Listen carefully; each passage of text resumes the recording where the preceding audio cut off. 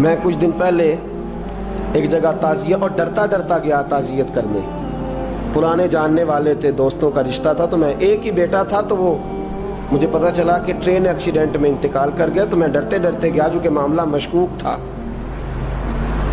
اور جب میں تعزیت کے لیے اندر پہنچا تو ہمارے جو انکل تھے, جن کا میرے دوست تھے, وہ ان کے کچھ عزیز کہنے لگا کہ حضرت جی آپ کے ساتھ والے باہر جا سکتے ہیں؟ تو میں نے کہا چلے جاتے ہیں. میں دوستوں کو گاڑی میں بھیج دیا, اور جب میں نے اس سے بات چیت کی, کہنے لگا میرا بیٹا ایکسیڈنٹ تو میں نے بنایا ہے, وہ تو خودکشی کر کے مرا ہے. شادی کے 11 سال بعد خدا نے ایک بیٹا دیا تھا, اور مجھ سے غلطی یہ ہوئی, میں نے کہا میرے بیٹے کو تکلیف کوئی نہ آئے. اس کے منہ سے جو نکلا میں نے اسے دیا, جو اس نے مانگا میں نے دیا. کہتا ہے جو شخص 16,000 مہینے کا کمائے اور بیٹے کو 40,000 کا موبائل خرید کے دے, کہتا میں نے ہر سہولت اسے دی. پھر ایک امیر کی لڑکی سے یونیورسٹی میں پڑھتے ہوئے اس کا تعلق بنا. بچی کے میسج بھی میں نے اپنے موبائل, اس بچے کے موبائل میں دیکھے, اور اس لڑکے نے جو میسج سینڈ کیے وہ بھی میں نے دیکھے. پھر میں گھر پہنچ گیا, میں نے بیٹے سے منتیں کی کہ بیٹا وہ ہمیں رشتہ نہیں دیں گے, ہماری برادری بھی چھوٹی ہے اور ہمارے جیب میں پیسے بھی کوئی نہیں. پھر میں ان کے گھر گیا, بیٹا نہ مانا, اور میں نے اس شخص کو بلا کے کہا تیری بیٹی کے میسیج ہے, خدا را خیال کر, اور تیرے تو 7 بچے ہیں, میری گود میں تو ایک ہی پھول کھلا ہے, میں کدھر جاؤں, خیال کر. اس نے کہا دوبارہ تو نے نام لیا تو ایسے کیس میں باپ بیٹے کو پھنساؤں گا کہ ساری زندگی نکل نہیں سکو گے. نے کہا میں نے بیٹے سے کہا کہ بیٹا میں نے پگڑی تک رکھی ہے پر مجھے رشتہ نہیں ملا, تو باز آ جا. کہنے لگا 3 راتیں میرا بیٹا سویا نہیں, اور مجھے کہنے لگا حضرت جی وہ 4تھی رات سویا ہے تو دوبارہ اٹھا نہیں. مجھے کہنے لگا مجھے اجازت دو کہ میں اس بیٹی کو بھی قتل کر دوں اور اس کا باپ بھی قتل کر دوں, میرا تو گھر اجڑ گیا نا. وہ کہنے لگا میں کبھی کبھی دوستوں کے پاس جا کے رات گزار لیتا ہوں اور میں اپنے دل کو سکون دے لیتا ہوں, لیکن اس کی ماں اس کے جوتے سینے سے لگائے پھرتی ہے, اس کی اماں اس کے پرانے کپڑے لے کے سینے سے لگائے پھرتی ہے. کہنے لگا حضرت جی کوئی کوشش کرو, کوئی دعا کرو کہ اللہ مہربانیاں کرے. میں کہہ تو نہیں سکا ان سے, لیکن میرے دل میں خیال آیا کہ کس نے کہا تھا کہ بچہ یونیورسٹی میں کو ایجوکیشن میں داخل کراؤ, کس نے کہا تھا کہ اس کے ہاتھ میں آگ کا انگارہ دو.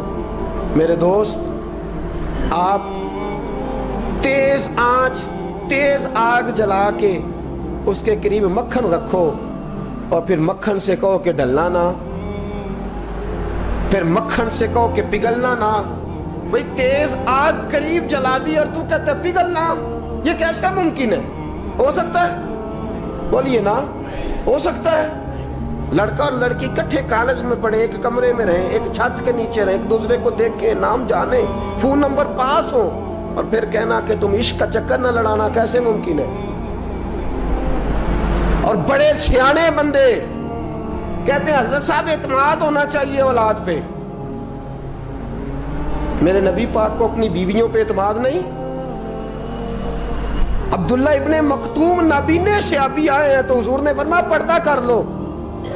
حضور کو اعتماد نہیں؟ مصطفیٰ سے پاک گھر کسی کا ہو سکتا ہے؟ فرمایا پردہ کر لو, نقاب ڈالو. سونے وہ تو نابینا ہے, فرمایا تمہیں تو نظر آتا ہے نا, ڈالو نقاب. یہ اعتماد ہونا چاہیے. یہ کیسا اعتماد ہے کہ تو تیز آگ جلائے اور مکھن قریب رکھ کے اعتماد کر, یہ کیسا اعتماد ہے؟ ایک حدیث سنانے لگا ہوں, زندگی بھر بھولنا نہ, دل کی تختی پہ لکھنا یہ روایت. توجہ ہے آپ کی؟ جاگ رہے ہیں؟ باہر والوں کو میری بات کی سمجھ آ رہی ہے؟ حدیث سنانے لگا ہوں, ابن حجر اسقلانی حدیث لائے ہیں. رسول پاک صلی اللہ علیہ وسلم نے فرمایا جہاں مرد اور عورت اکیلے ہوں وہاں تیسرا شیطان ہوتا ہے. یہ تو پہلے بھی سنے ہوں گے نا اتنے لفظ. اس سے آگے ہیں ابن حجر حدیث کے لفظ لائے. یا رسول اللہ صلی اللہ تعالی علیہ وسلم، مرد اور عورت اکیلے ہوں تو تیسرا شیطان ہوتا ہے؟ حضور نے فرمایا ہاں. عرض کی حضور اگرچہ وہ نیک ہو. جاگ رہے ہیں نا آپ لوگ؟ اگرچہ وہ جہاں مرد اور عورت اکیلے ہوں وہاں تیسرا شیطان ہوتا ہے. حضور اگر وہ نیک ہو لکھ لو دل کی تختی پر. میرے رسول نے فرمایا اگر عیسیٰ کی ماں مریم بھی ہو اور زکریا کا بیٹا یحییٰ بھی ہو تو میں ان دونوں کو بھی اکیلا بیٹھنے کی اجازت نہیں دے سکتا. فرمایا عیسیٰ کی ماں مریم جو رہی مسجد میں، پلی مسجد میں، جس کی پاکیزگی کا اعلان قرآن کر رہا ہے، عیسیٰ کی ماں مریم. اور فرمایا یحییٰ صرف نبی نہیں، نبی کے بیٹے بھی ہیں. زکریا بن یحییٰ.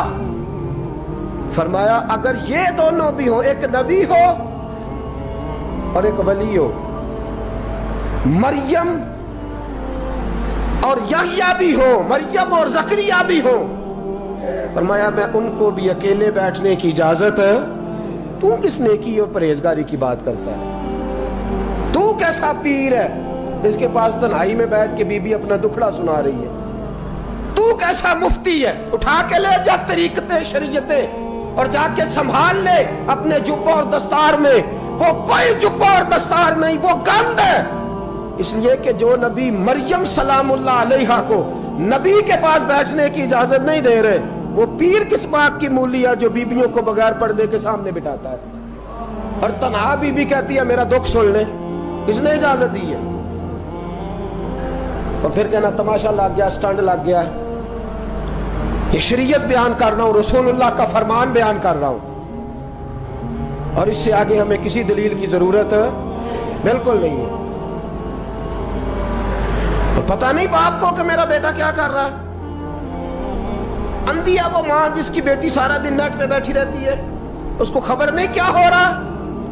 اور جب آگ گلے تک آتی ہے نا، داڑیاں جب جلنے لگتی ہیں تو ہمیں خیال آتا ہے یہ کیا بن گیا ہے. اور جب ماں کا دوپٹہ کھینچنے لگتا ہے نا سگا بیٹا کہ چل میرا رشتہ مانگ، پھر اس کو پتا چلتا ہے کہ یہ تو معاملہ ہی بڑا خراب کر لیا میں نے. میرے دوست، جوانی زیادہ پیسے کمانے کا نام نہیں. اگر تو قیمتی کپڑے پہنتا ہے تو تو جوان نہیں. تو 50 کلو وزن بائیں ہاتھ سے اٹھا لیتا تو تو جوان نہیں.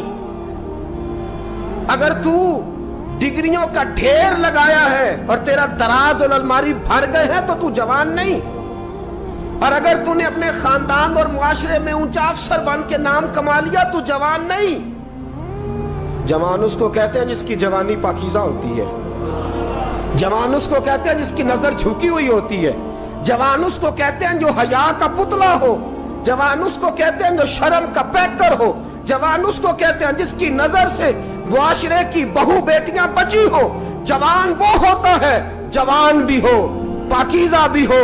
جوان وہ ہوتا ہے کہ میرے رسول پاک نے فرمایا صبح قیامت اللہ عرش کے سیدھے جانب جوان کھڑا کرے گا. 30 سال کا جوان، چڑھتی جوانی، خوبصورت آنکھیں، روشن چہرہ، اس کا وجود طاقت والا. نبی آگے بڑھ کے پوچھیں گے یا اللہ یہ کون ہے جو تیرے دائیں جانب کھڑا ہے؟ اللہ فرمائے گا یہ وہ جوان ہے کہ خوبصورت عورت نے اسے کہا تھا میرے ساتھ منہ کالا کر لے، پر اس نے نظر جھکا کے کہا تھا انی اخاف اللہ. نہ بھائی میں تو اپنے اللہ سے ڈرتا ہوں. فرمایا یہ پاک جوانی والا ہے، یہ حاجی نہیں، نمازی نہیں، یہ ولی نہیں، یہ صوفی نہیں، یہ وہ نہیں جو غوث زماں ہو، قطب دورہ ہو، پیر طریقت نہیں، مفتی وقت نہیں. یہ خالی جوان ہے پر پاک جوانی لے کے آیا ہے. یہ خالی جوان ہے پر پاکیزہ جوانی لے کے آیا. یہ خالی جوان ہے پر اس کی نظروں میں حیا بڑی ہے. یہ پاک، یہ کیا تماشا لگ گیا عشق کا چکر. اور آج جتنی مصیبتیں کھڑی ہوئی ہیں اس عشق مجازی کے روگ نے کھڑی کر دی ہیں. ہر جوان. ہمارا ایک بچہ تھوڑے دن پہلے ہی اس علاقے کا محمد طیب نام کا شہید ہو گیا. وہ ایک کونے میں رہنے والا, ایک محلے میں ایک چھوٹے سے کونے میں رہنے والا بچہ تھا نا. میرے ساتھ دوست موجود ہیں. صبح سے لے کر ساری رات میں افسوس کرتا رہا میں جنازے میں کیوں نہیں گیا, میں جنازے میں کیوں نہیں گیا. وہ بچہ پاک فوج کا وہ شہادت اختیار کر گیا تو فخر سے سر بلند کر گیا اپنا. لیکن جو بی بی کے لیے ساری رات روتے رہتے ہیں وہ شہید ہو سکیں گے؟ جو ساری رات ٹھنڈ میں کھڑے ہو کے عورت کے ساتھ گفتگو کرتے رہتے اور جو سارا دن دل میں گند رکھتے ہیں بی بی کے لیے, ان کے ہاتھ میں تلوار آئے گی؟ یہ بہو بیٹیوں کی عزتیں بچا سکیں گے؟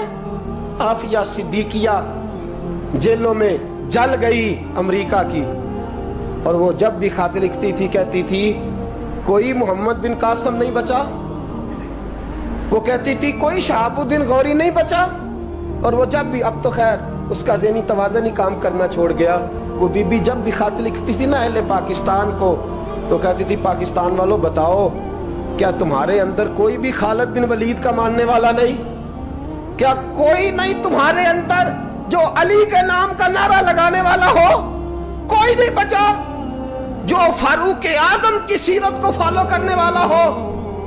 کوئی لاؤ جس کے ہاتھ میں تلوار ہو اور مجھے سمجھ آئے کہ یہ وہ ہے جو حسن اور حسین کا نام لینے والا ہے. کوئی نہیں بچا. اس لیے کہ گندگی دماغ میں, گندگی دل میں, گندگی روح میں تو اس کام کے لیے آیا تھا.